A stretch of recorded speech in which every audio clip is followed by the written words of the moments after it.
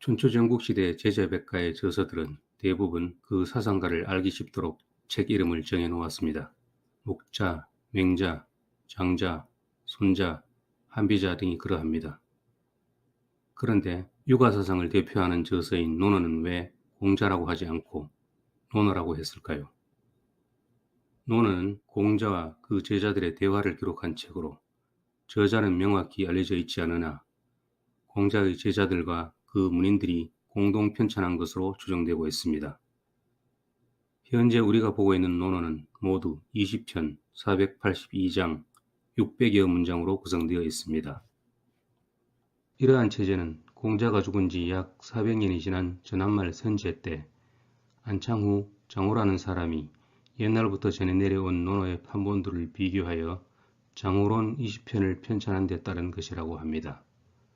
논어라는 책 이름의 기원에 대해서는 여러 가지 의견들이 있지만 가장 오래되고 권위 있는 설명은 후한시대 역사가 반고가 쓴 한서 예문지의 기록입니다. 반고는 이렇게 썼습니다. 논어란 공자가 제자들 및 그 당시 사람들과 응답하고 또 제자들이 서로 말하고 스승에게서 직접 들은 말들이다. 그 당시 제자들이 각각 기록한 바가 있었다. 스승이 이미 졸하자 문인들이 서로 더불어 모아서 논하여 편찬했기 때문에 논어라고 불렀다. 이 설명에서 두 가지를 확인할 수 있습니다. 첫째, 논어는 공자의 어록이 주된 내용이며 제자들은 스승의 말씀을 수시로 기록했다는 것입니다. 논어의 많은 문장은 공자께서 말씀하셨다는 자활로 시작합니다. 스승의 말씀이 훌륭하고 마음에 새길만 했기에 제자들은 언젠가부터 그 말을 받아 적었을 것입니다. 논어 위령공편에 나오는 공자와 제자 자장과의 대화가 하나의 사례입니다. 자장이 사람들에게 통하는 것에 대해 묻자 공자께서 말씀하셨다. 말이 진실하고 미더우며 행실이 성실하고 공손하면 비록 오랑캐의 나라라 하더라도 통할 것이다. 말이 진실하지도 않고 미덥지도 않으며 행실이 성실하지도 않고 공손하지도 않으면 비록 자기 고향이라도 통할 수 있겠느냐. 서 있을 때는 이러한 덕목이 눈앞에 놓여 보이는 듯하고 수레를 타고 있을 때는 이러한 덕목이 멍에에 새겨져 보이는 듯하면 통할 수 있을 것이다. 자장이 이 말을 띠에 적었다. 공자는 제자들이 자신의 말을 기록하는 줄 알고 있었고 때로는 기록하라고 권하기도 했습니다. 논어 외에 공자가 의해서 더 많은 사례를 찾아볼 수 있습니다. 기록 매체는 대나무 조각인 죽간이나 나무 조각, 흐리게 매는 큰 띠 등 다양했습니다. 제자들은 이렇게 기록한 내용을 다른 제자들과 공유했을 것입니다. 공자보다 먼저 죽은 안현과 자로에 대한 내용이 남아있는 이유입니다.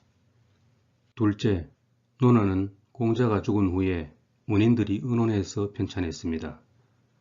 그때가 언제인지는 명확하지 않지만 추론해 볼 수는 있습니다. 당시에는 아직 종이가 발명되지 않았고 교통통신도 발달하지 않았던 때입니다. 따라서 이런 종류의 책을 발간하려면 제자들이 각자 기록한 자료를 모아 회의를 하고 취사 선택한 다음 대표 집필자가 주간에 써야 했습니다.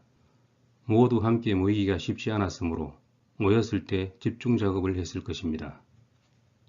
첫 번째로 제자들이 가장 많이 모였을 때는 공자가 죽은 후 3년상을 치르는 동안입니다. 자료는 방대했을 테고 그것이 논어의 1차 자료였을 것입니다. 3년상을 치른 후 제자들은 각국으로 흩어져서 벼슬하거나 제자를 가르쳤습니다. 두 번째는 공자의 마지막 제자인 자공, 유약, 증삼, 자장, 자하, 자유 등이 죽은 다음입니다. 논어 태백편에는 죽음을 앞둔 증자의 말이 수록되어 있고 자장편에는 자장, 자하, 자유, 증자의 어록과 함께 그들이 서로 반목하는 듯한 인상을 풍기는 내용이 있습니다.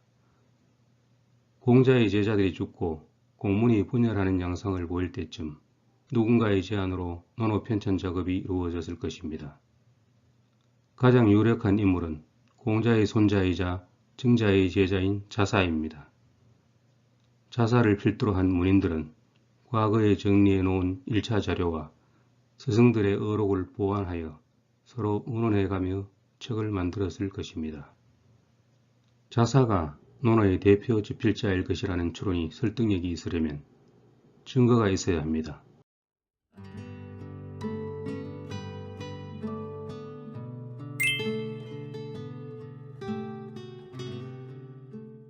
일반적으로 논어는 공자의 제자들과 문인들이 공동으로 편찬했다고 보고 있습니다.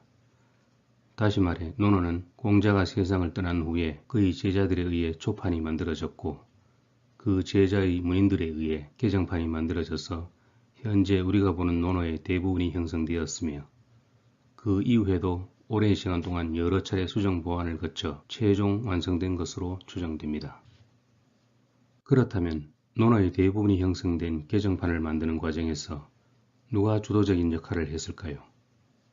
그는 바로 공자의 손자이자 증자의 제자인 자사일 것입니다. 자사가 논어 편집을 주관했을 것이라는 가장 유력한 증거는 논어의 첫 번째 편인 하기편에 있습니다.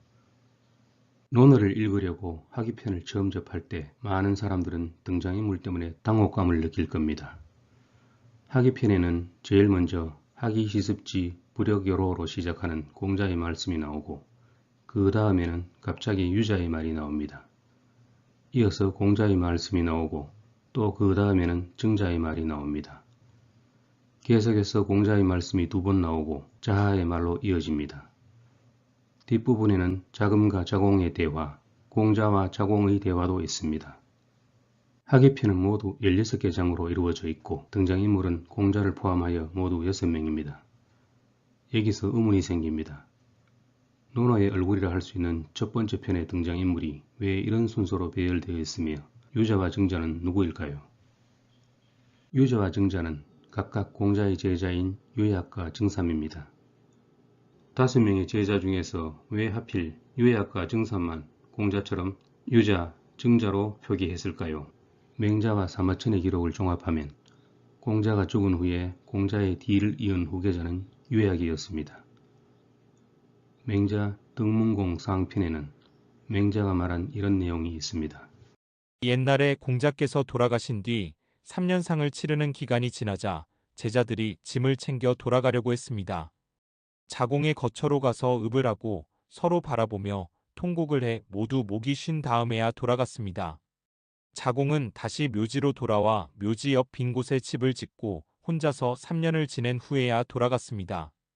그 후 어느 날 자아, 자장, 자유가 유약이 공자를 닮았다고 하면서 공자를 섬기던 예로 유약을 섬기려 하며 증자에게 강요했습니다. 그랬더니 증자가 말했습니다. 안 됩니다. 공자께서는 장강과 한수로 씻은 것 같고 한여름날 햇살을 쬐어 말린 것 같이 깨끗하여 더할 것이 없는 분이십니다.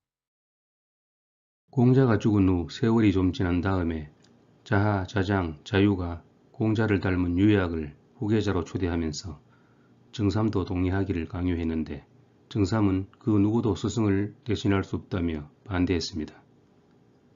그러나 사마천의 사기 중리 제자 열전을 보면 결국 유약은 후계자가 되었습니다. 유약이 물러난 후에는 증삼이 뒤를 이은 것으로 보입니다. 논어 제1편인 하기편에 공자에 이어 유자와 증자의 말이 순서대로 나오는 이유는 그들의 위상 때문이며 증자는 공자의 마지막 후계자였습니다.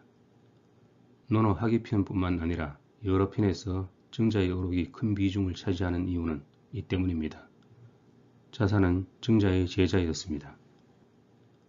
학계에서는 20세기 말에 발굴된 전국시대 초나라 죽간, 즉 곽점초간 등을 토대로 논어의 편찬 시기를 증자가 죽은 후 자사가 활동하던 시기, 즉 기원전 428년에서 400년 사이로 보고 편찬자는 자사일 것이라는 학설이 제기되고 있습니다. 공자가 죽은 지 약 50여 년이 지난 후입니다. 자사를 비롯한 문인들은 논어를 쓸 때 어떤 집필 기준을 가지고 있었을까요?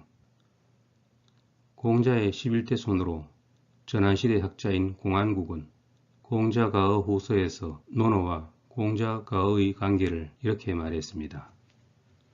공자가어는 모두 당시의 공경사 대부 및 72제자들이 자문을 구하기 위해 방문해서 서로 대답하고 질문한 말이다. 이미 여러 제자들이 각자 물어본 것을 기록해 놓은 것이며 논어, 효경과 같은 시기의 것이다. 제자들은 그 가운데 진실한 것과 사실에 부합하는 것을 뽑아 가로 논어로 편찬했으며 나머지는 함께 기록해 공자가어라고 했다. 논어는 제자들이 기록한 수많은 내용 중에서 사실에 부합하는 것을 엄선해서 편찬했다는 것입니다. 공자가어는 그동안 위작이라는 오명을 받아 많이 읽혀지지 않았습니다. 그러나 20세기 말에 발굴된 곽점초관 등에 의해 그 가치를 재조명받고 있습니다. 저도 몇 년 전에 공자가어를 읽어보았는데 장자, 순자 등 다른 고전에서 본 공자의 말이 많이 수록되어 있는 것을 보고 놀랐습니다. 논어를 볼 때 공자가어도 함께 읽어보실 것을 권합니다. 공자가 죽은 지 51년이 지났을 무렵 공자의 손자이자 증자의 제자인 자사와 그의 동료들이 논어의 원형이 되는 책을 편찬했을 가능성이 높습니다. 그러나 이성과 같은 합리적인 추론에도 불구하고 현재까지는 논어의 집필자나 작성 시기에 대한 명확한 결론은 없습니다. 다양한 이론들이 존재하고 논쟁 중이기 때문에 이에 대해서는 학계의 추가적인 연구와 논의가 필요합니다. 대부분의 고전이 그렇듯이 논어 또한 초기 집필자가 누구든 세월이 흐르면서 여러 차례 수정과 보완을 거쳤을 것입니다.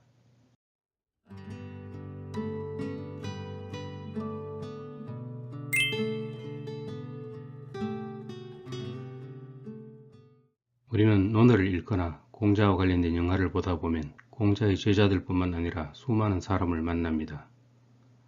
논어의 두 번째 편인 위정편만 보더라도 제자인 자유, 자하, 자공, 자장을 비롯하여 맹의자, 맹무백, 애공, 개강자와 같은 인물들이 보입니다. 이 사람들이 누구인지에 대해서는 논어의 해설서나 영화의 자막에서 대략 설명해 놓았습니다. 예를 들어 맹의자와 개강자는 노나라의 대부이고 이름은 각각 중손하기와 개손비이며 또 애공은 노나라 군주라는 식으로 설명합니다. 뒤로 갈수록 더 많은 사람이 나옵니다. 그 가운데에는 우리가 흔히 요순이라고 부르는 요임금과 순임금도 있고 문왕과 무왕과 같이 왕이라고 부르는 사람도 있으며 주공, 정공, 위령공, 재경공과 같이 공자로 끝나는 사람들도 있습니다. 또 관중, 안녕, 자산 등과 같은 사람들도 보입니다. 다양하게 불리는 이들은 신분상 어떤 차이가 있으며 이들을 보다 쉽게 판별할 수 있는 방법이 없을까요? 공자가 태어난 곳은 노나라이고 당시 노나라를 비롯한 수많은 나라들의 종주국은 주나라였습니다. 주나라의 창업자들은 땅을 분할해서 나누어주고 다스리게 하는 봉건제를 창안했습니다. 봉건에서 봉은 영지를 내려주는 것을 말하고 건은 나라를 세우는 것, 건국을 말합니다. 주나라 무왕은 은나라로부터 빼앗은 땅을 같은 성을 가진 인척들 그리고 성은 다르지만 전쟁에서 공을 세운 이들에게 나누어 주고 나라 이름을 지어 주었습니다. 예를 들면 강태공을 동쪽의 영부 땅에 봉하고 나라 이름을 제라고 했고 무왕의 동생인 주공은 동쪽 곡부라는 곳에 봉하고 나라 이름을 노라고 했습니다. 강태공은 제나라, 주공은 노나라의 시조가 되었습니다. 주공은 본국으로 가지 않고 중앙에 머물면서 무왕을 보좌했습니다. 봉건제는 세상을 세 등급으로 나누었는데 제일 높고 제일 큰 등급은 천하, 그 다음 등급은 국, 나머지 등급은 가였습니다. 먼저 천하는 하늘 아래 온 세상을 뜻합니다. 주나라 왕은 하늘의 아들인 천자였고 하늘 아래 모든 사람의 군주이므로 천하공주라는 칭호도 가졌습니다. 천자가 직접 다스리는 왕국이 있었고 그의 친족은 왕족이며 가족은 왕실이었습니다. 왕의 칭호는 오직 주나라 천자만이 쓸 수 있었습니다. 논어에 보이는 문왕과 무왕은 주나라를 건국한 창업자들이며 그들이 바로 천자입니다. 그리고 요임금과 순임금, 한나라를 세운 우임금, 은나라를 세운 탕임금은 모두 주나라 이전에 있었던 천자 그룹입니다. 천하 다음은 국, 즉 본국 또는 방국입니다. 본국의 군주는 국군이고 공후 백자남에 5자기가 있었지만 공후로 통칭했습니다. 그들의 친족은 공족이고 가족은 공실이었습니다. 본국의 숫자가 많아서 제후라고 불렀으며 제후는 스스로 본국을 다스릴 권리가 있었기에 이것을 치국이라고 했습니다. 논어에 등장하는 노나라 소공, 정공, 애공, 제나라 황공각, 경공, 위나라 영공, 진나라 문공 등은 조나라 초기에 천자가 책봉한 본국의 후손들입니다. 봉건제의 마지막 등급은 가이며 이들의 영지는 처읍이었습니다. 처읍의 군주는 가군, 다시 말해 대부였습니다. 대부는 천자와 제후처럼 세습되었고 암흑의 씨라고 불렸습니다. 예를 들어 노나라에는 개손씨, 숙손씨, 맹손씨가 있었습니다. 대부의 친족은 씨족이고 가족은 씨실이었습니다. 대부는 제후가 봉했으므로 신하로서 제후에게 충성해야 할 의무가 있었던 한편 스스로 처읍을 관리할 권한이 있었으므로 이를 제가라고 했습니다. 논어에 보이는 맹의자, 계문자, 계강자, 계시, 삼가 등은 노나라 공실이 세운 대부의 후손입니다. 귀족이 아닌 공자가 어떻게 노나라에서 대부가 될 수 있었을까요? 조나라가 건국된 지 많은 세월이 흐른 다음 봉건제가 변질되었기 때문에 공자는 노나라 공실을 보좌하는 대부 뱃슬을 지낼 수 있었습니다. 대부는 더 이상 땅을 나눌 수 없었으므로 처읍이 조나라 정권의 말단 조직이었습니다. 처읍의 사무는 대부분 가신들이 관리했습니다. 왕, 제후, 대부에 이어 네 번째 계급인 가신들은 모두 사계급이었고 사인이라고도 부릅니다. 직위가 높은 가신은 제라고 불렀으며 대부의 집사장에 해당됩니다. 조나라 초기의 가신은 반드시 자기 세습을 못하는 가군의 자식이어야 했습니다. 그들은 적장자가 아니었으므로 어쩔 수 없이 대부의 가신이 되어 아버지와 형의 제가를 도왔습니다.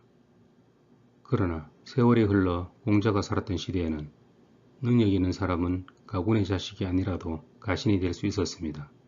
공자도 그랬듯이 공자의 제자 자유, 자로, 염유, 중궁, 자하 등은 처읍의 제로 일하기도 했습니다.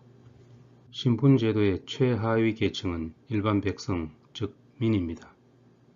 그들은 농업, 상업, 수공업 등에 종사하며 세금을 납부하고 군대에 가거나 부역에 동원되어야 했습니다.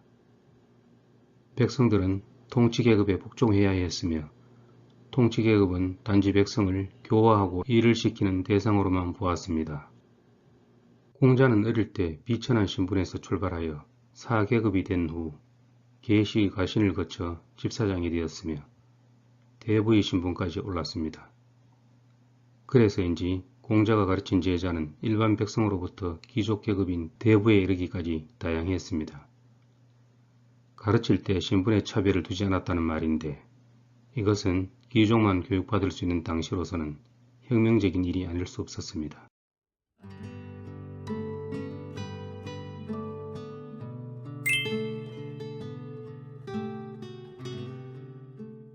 우리는 흔히 공자를 만세의 사표라고 합니다.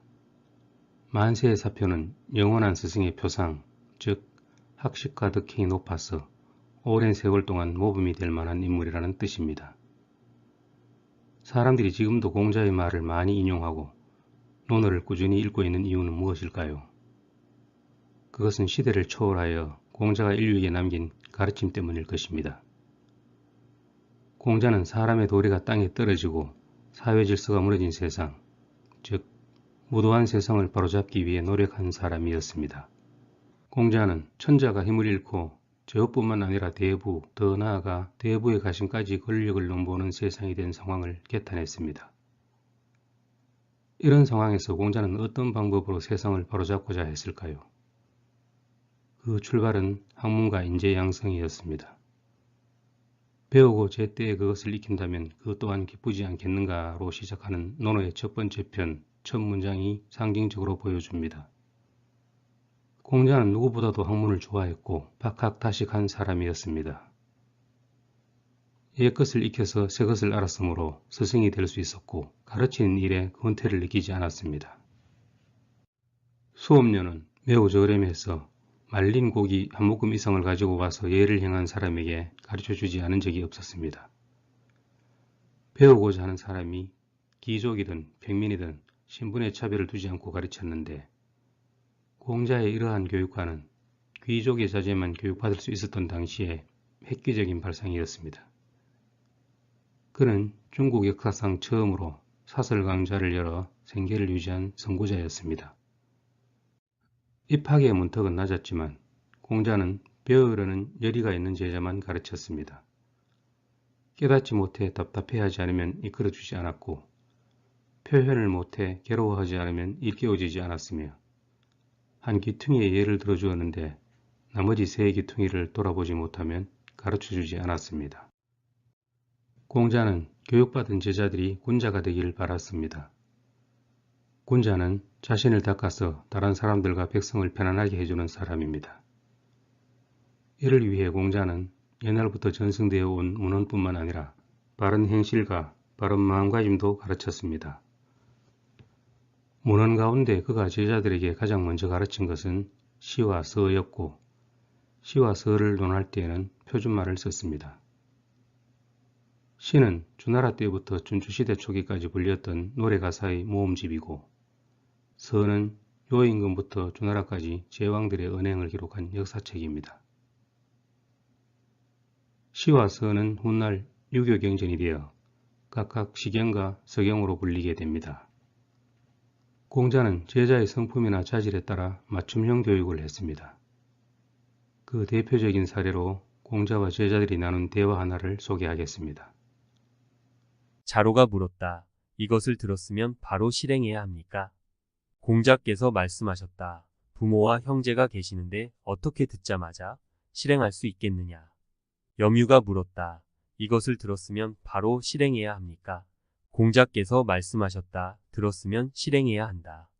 공서화가 물었다. 유가 이것을 들었으면 바로 실행해야 합니까? 라고 묻자 선생님께서는 부모와 형제가 계시다라고 대답하시고 구가 이것을 들었으면 바로 실행해야 합니까? 라고 묻자 선생님께서는 들었으면 실행해야 한다라고 대답하시니 저는 의문이 생겨 감히 여쭈어 봅니다. 공자께서 말씀하셨다. 구는 소극적이므로 나아가게 한 것이고 유는 용기가 남보다 낮기에 물러나게 한 것이다. 이 대화에서 유는 자로이고 구는 염유입니다. 자로와 염유는 아마 시간을 달리하여 스승 공자에게 같은 질문을 했을 것입니다. 스승이 같은 질문에 정반대 대답을 하는 것을 우연히 목격한 또 다른 제자 공서화가 그 이유를 물었던 것 같습니다. 스승 공자는 제자의 성향에 따라 다르게 대답했다고 설명했습니다. 평소 공자는 자로가 용기는 자신보다 앞서지만 그것을 잘 단속할 줄 모른다고 보았고 염유에 대해서는 가르친 것을 제대로 시도도 해보지 않고 스스로 한계를 긋고 있다고 하며 나무라기도 했습니다. 이처럼 공자는 제자 개개인의 능력과 성격을 훤히 파악하고 있었고 그 점을 고려하여 가르쳤으므로 요즘 우리가 말하는 맞춤형 교육을 했다고 볼 수 있습니다. 맞춤형 교육은 학생 개개인의 능력, 흥미, 배경, 성향 등을 고려하여 가르치는 교육 방법입니다. 즉, 모든 학생이 동일한 내용과 방식으로 교육을 받는 것이 아니라 학생 개인의 특성을 고려하여 개인 맞춤형으로 교육을 제공하는 것입니다. 맞춤형 교육을 하면 학생 개인은 보다 높은 학업 성취도를 보일 수 있고 학습 동기를 높일 수 있으며 적극적인 학습 태도를 형성할 수 있습니다. 최근에는 인공지능 기술이 발달하고 학생 수가 감소함에 따라 인공지능에 기반한 학습 진단을 통해 맞춤형 교육을 강화한다는 정부 정책이 발표되기도 했습니다. 공자가 가르친 핵심 덕목은 인이었습니다. 스승이 인을 강조했으므로 제자들이 그 뜻을 물었고 그때마다 공자는 조금씩 다르게 대답했습니다.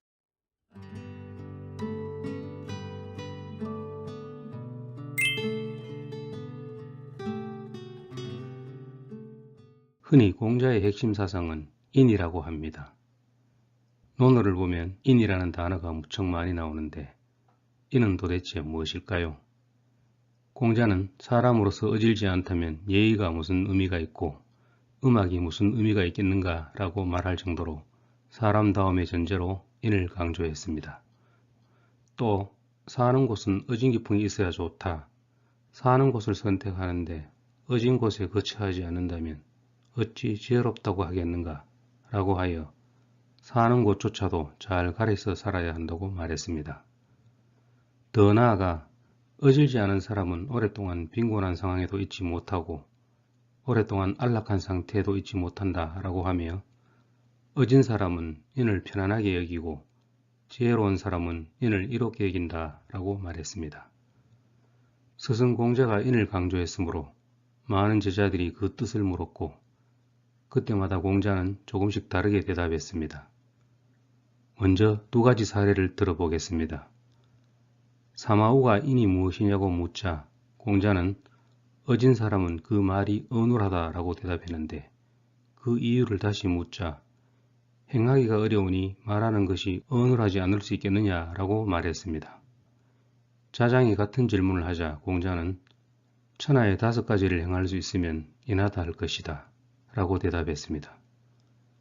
자장이 그 5가지를 묻자 공손함, 너그러움, 믿음, 부지런함, 은혜로움이라고 하며 공손하면 모욕을 당하지 않고 너그러우면 많은 사람을 얻으며 믿어오면 사람들의 신임을 얻고 부지런하면 공이 있으며 은혜로우면 사람을 부릴 수 있다라고 자세히 설명했습니다. 인과 관련하여 제자들과 나눈 수많은 질문과 대답 중에서 가장 본질적이고 알기 쉬운 대답은 무엇일까요?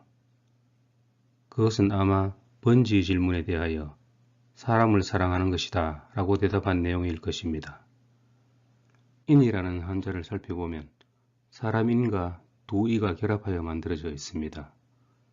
사실 모든 인간관계는 두 사람 이상이 상호작용하는 것이며 이러한 상호작용은 상대방을 배려하고 존중하는 형태로 이루어져야 사회가 원만하게 유지되고 발전할 수 있다는 점을 은연중에 내포하고 있습니다. 그 연장선상에서 제자 중궁이 인이 무엇이냐고 질문하자 공자는 좀 더 구체적으로 대답했습니다. 문을 나서면 큰 손님을 뵌 것처럼 하고 백성을 부릴 때에는 큰 제사를 받드는 것처럼 하며 자기가 원하지 않는 것을 남에게 베풀지 말라. 그러면 나라에 원망하는 사람이 없을 것이고 집에서도 원망하는 사람이 없을 것이다. 기소부력 물시어인, 즉 자기가 원하지 않는 것을 남에게 강요하지 않는 것, 이것이 공자가 말한 인입니다. 사람 사이의 갈등은 대부분 다른 사람의 마음을 헤아리지 않고 자신의 생각을 강요하기 때문에 일어납니다. 사람은 누구나 다른 사람으로부터 강요당하는 것을 싫어하므로 자신도 다른 사람에게 강요하지 말아야 합니다. 대부분의 종교교단에서 강조하는 계율이나 사회규범이라는 것도 따지고 보면 다른 사람이 원하지 않거나 다른 사람에게 손해를 입히는 것을 금지하는 내용으로 구성되어 있습니다. 어느 날 제자 자공이 한마디 말로 죽을 때까지 행할 만한 것이 있습니까? 라고 묻자 공자는 아마 서일 것이다. 자기가 원하지 않은 일을 남에게 베풀지 말라 라고 대답했습니다. 여기서 서라는 글자는 같을 여와 마음심으로 이루어져 있는데 나의 마음으로 미루어 상대방의 마음을 헤아리는 것을 말합니다. 공자가 제자 자공에게 대답한 말은 앞에서 제자 중궁의 질문에 대답한 말과 일치하지요. 이렇게 볼 때 인과 서는 같은 뜻이며 공자의 핵심 사상이 인이라는 이유는 이 때문입니다. 공자는 자공에게 자신이 많이 배워서 잘 기억하는 사람이 아니라 하나로 모든 것을 꿰뚫었다고 말한 적이 있습니다. 또 증자에게도 내 도는 하나로 꿰뚫어져 있다고 말했는데 동료들이 그 뜻을 묻자 증자는 스승님의 도는 충과 서일 뿐이라고 설명했습니다. 그렇다면 충은 무엇일까요? 다음은 자공과 스승 공자의 대화입니다. 자공이 말했다. 만약 백성들에게 널리 베풀어 많은 사람을 구제할 수 있다면 어진 사람이라고 말할 수 있습니까? 공자께서 말씀하셨다. 어찌 어진 사람이라고만 하겠는가?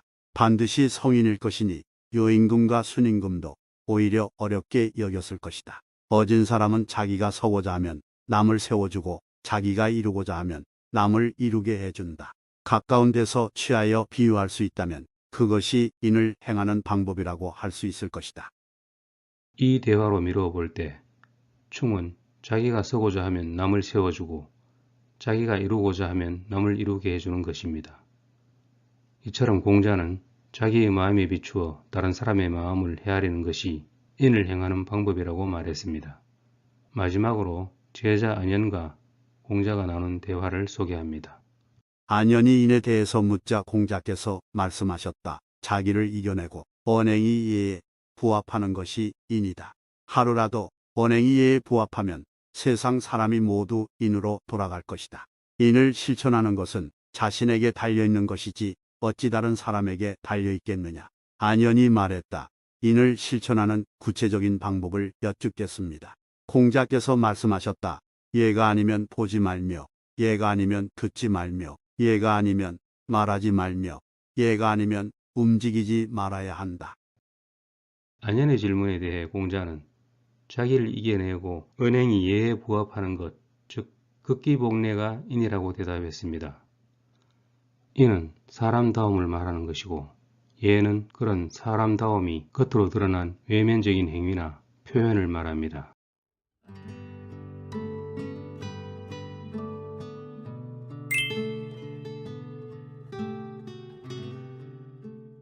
여러분은 정치에 관심이 많으십니까?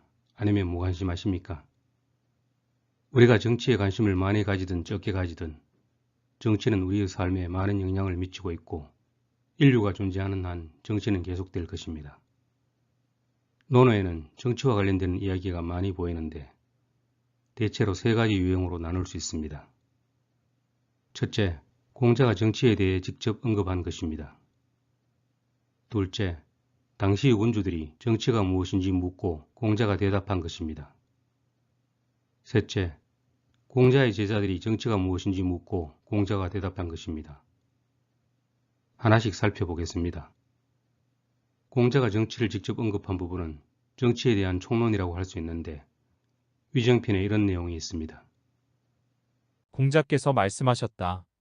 덕으로 정치를 하는 것은 비유컨대 북극성은 제자리에 있고 무별들이 그것을 둘러싸고 도는 것과 같다. 공자가 지향하는 정치는 덕치, 즉 예치였습니다. 법치는 법령을 정하고 법령을 위반하면 형벌을 내리는 정치이지만 예치는 예의 범죄를 정하고 이를 위반할 때 도덕적으로 비난하는 정치입니다. 예치는 공자가 따르고자 했던 조나라의 통치 방식이었는데 예치가 법치보다 나은 이유를 공자는 이렇게 설명했습니다. 백성을 정령으로 이끌고 형벌로 다스리면 형벌을 면하려고만 하고 부끄러워하지 않는다. 백성을 덕으로 이끌고 예로 다스리면 부끄러워할 줄도 알고 잘못도 바로잡게 된다. 사람은 반드시 지켜야 할 도리가 있습니다. 그리고 법은 인간 생활의 모든 측면을 규율할 수 없습니다. 그래서 법은 도덕의 최소한이라는 말도 있습니다. 법률 준수만을 강조하다 보면 도덕적으로 비난받을 행위를 하고도 부끄러워할 줄 모르는 경우가 많은데 잘못을 저지르고도 법률에 죄명이 없다는 이유로 부끄러워할 줄 모르는 사람이 많은 사회는 분명 건전하지 못합니다. 통치자가 백성을 덕으로 이끌고 예로 다스리려면 어떻게 해야 할까요? 스스로 모범을 보여야 합니다. 공자는 예와 겸양으로 나라를 다스린다면 무슨 어려움이 있겠는가?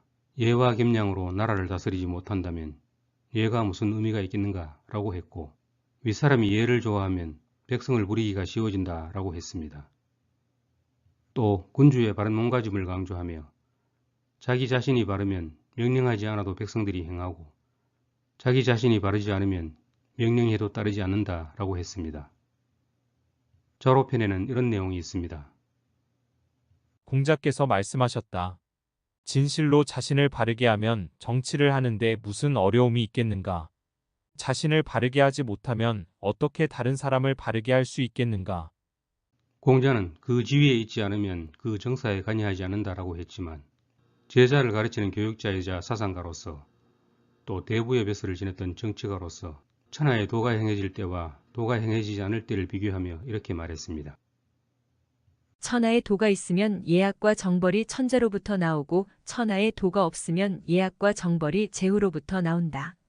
제후로부터 나오면 대개 10세대 만에 잃지 않는 경우가 드물고 대부로부터 나오면 5세대에 잃지 않는 경우가 드물며 대부의 가신이 국정을 잡으면 3세대에 잃지 않는 경우가 드물다. 천하에 도가 있으면 정치 권력이 대부에게 있지 않고 백성들은 정치에 대해 논하지 않는다. 춘추시대에 살았던 공자는 천자가 힘을 잃고 제후뿐만 아니라 대부, 나아가 대부의 가신까지 권력을 넘보는 세상이 된 상황을 개탄했고 천하에 도가 없으므로 생업에 종사해야 할 백성들까지 정치에 대해 이러쿵저러쿵 한다고 보았습니다. 논어에 정치라는 용어가 많이 등장하는 이유는 어쩌면 그 때문일지도 모릅니다. 공자의 말처럼 여러 나라의 군주뿐만 아니라 공자의 제자들까지 정치가 무엇인지를 물었고 그때마다 공자의 대답은 조금씩 달랐습니다. 먼저 군주가 질문하고 공자가 대답한 내용부터 살펴보겠습니다. 노나라 애공이 어떻게 해야 백성들이 따르느냐고 묻자 공자는 정직한 사람을 등용해 그릇된 사람 위에 두면 백성이 따를 것입니다 라고 했습니다. 제나라 경공이 정치를 묻자 군주는 군주답고 신하는 신하다우며 부모는 부모답고 자식은 자식다워야 합니다 라고 대답했습니다. 노나라의 실권자인 개강자가 묻자 정치란 바르게 하는 것입니다. 그대가 바르게 하면 누가 감히 바르게 하지 않겠습니까? 라고 답했습니다. 초나라의 섭공이 묻자 가까이에 있는 사람을 기쁘게 하고 먼 곳에 있는 사람을 오게 해야 합니다 라고 말했습니다. 다음은 안연편에 있는 대화입니다. 개강자가 정치에 대해 공자에게 물었다. 만약 무도한 자를 죽여서 도가 있는 대로 나아가게 하면 어떻습니까? 공자께서 대답하셨다. 그대는 정치를 하면서 어찌 죽이는 일을 하십니까? 그대가 선하고자 한다면 백성들도 선해질 것입니다. 군자의 덕은 바람이고 소인의 덕은 풀이어서 풀 위에 바람이 불면 반드시 옆으로 쓰러지게 되어 있습니다. 제자들이 정치를 물으면 공자는 좀 더 구체적으로 대답했습니다. 자공이 묻자 공자는 식량을 충분히 마련하고 군대를 강화하고 백성들이 믿도록 하는 것이라고 대답했습니다. 이 중에서 가장 중요한 것은 백성의 믿음이고 믿음이 없으면 나라가 존립할 수 없다고 했습니다. 자장이 묻자 어떤 직책에 있을 때는 게으르지 않아야 하고 일할 때는 중심으로 해야 한다고 했고 자로가 묻자 먼저 솔선수범하고 백성들도 부지런하게 만들라 라고 했습니다. 종궁이 계시의 집사장이 되어 정치를 묻자 실무자가 먼저 일하도록 하고 작은 잘못은 따지지 말며 훌륭한 인재를 등용하라고 대답했습니다. 거보읍의 집사장이 된 자하가 묻자 이렇게 대답했습니다. 빨리 성과를 내려고 하지 말고 작은 이익을 보려고 하지 말라. 빨리 성과를 내려고 하면 목표에 도달하지 못하고 작은 이익을 보려 하면 큰 일을 이루지 못한다. 공자는 예치를 강조했지만 예가 사치스럽거나 형식에 얽매여서는 안 된다고 보았습니다. 또 공자는 옛날부터 전해 내려온 예법에 얽매이거나 집착하지 않고 스스로 바람직하다고 생각한 예법을 따랐습니다. 자 한편에는 이런 내용이 있습니다. 공자께서 말씀하셨다. 삼배로 짠 의관을 쓰는 것이 예법에 맞지만 지금은 명주로 만들어 검소하다. 나는 사람들을 따르겠다. 마루 아래에서 절하는 것이 예법에 맞지만 요즘은 마루 위에서 절을 하는데 이것은 교만하다.